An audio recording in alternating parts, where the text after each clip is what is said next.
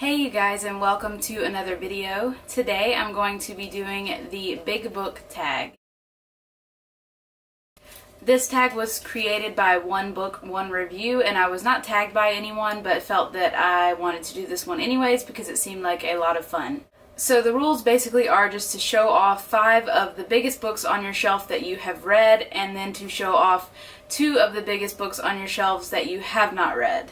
So I'm going to start with the 5 books on my shelves that I have read that are fairly large. They are not that large in my opinion. I have a lot of unread books that are fairly large that I don't want to touch because I'm too scared to touch them. But let's just get on with the books that I have read that are somewhat long. The first one that I have is Shadow Fever by Karen Marie Moning, and this is, I think, the 5th book in the Fever series by her. Most of the books by her are pretty large, and this one is no exception. This one comes in at 594 pages. The next one is The Diviners by Libba Bray, and I absolutely adore this book. It is one of my all-time favorites. It's actually on my favorite shelf along with the book by Karen Marie Moning, and this book comes in at 578 pages. The next one that I have here is The Evolution of Mara Dyer by Michelle Hodkin.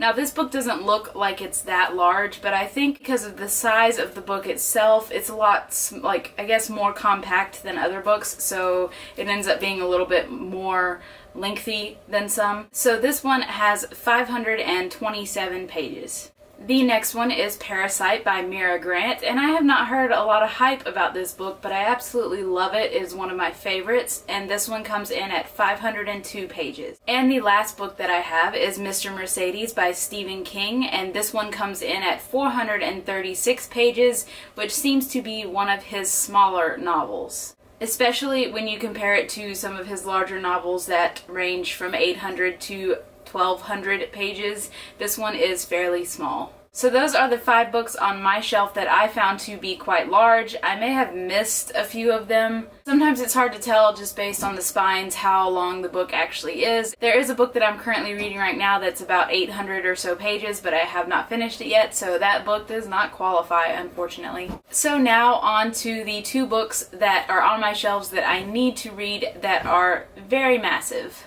The first one is The Lord of the Rings by J.R.R. Tolkien, and this one comes in at 1,178 pages. I know I need to read this. I really need to get on it, and the thing with this bind-up is that The Hobbit is not even included in this, so I'll have to read The Hobbit and then power through this one, but I think that might be a problem for me, but we'll just have to wait and see.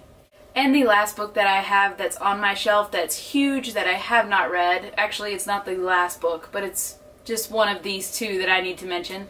It's 11/22/63 by Stephen King, and this one comes in at a whopping 849 pages. Now, this is not the only Stephen King book that I have that I need to read. I still have Desperation and Insomnia by Stephen King to read, but I think out of the 3, this one is the bulkiest. So that is it for this tag video. Let me know in the comments below if you've read any of these books and what your thoughts are on them.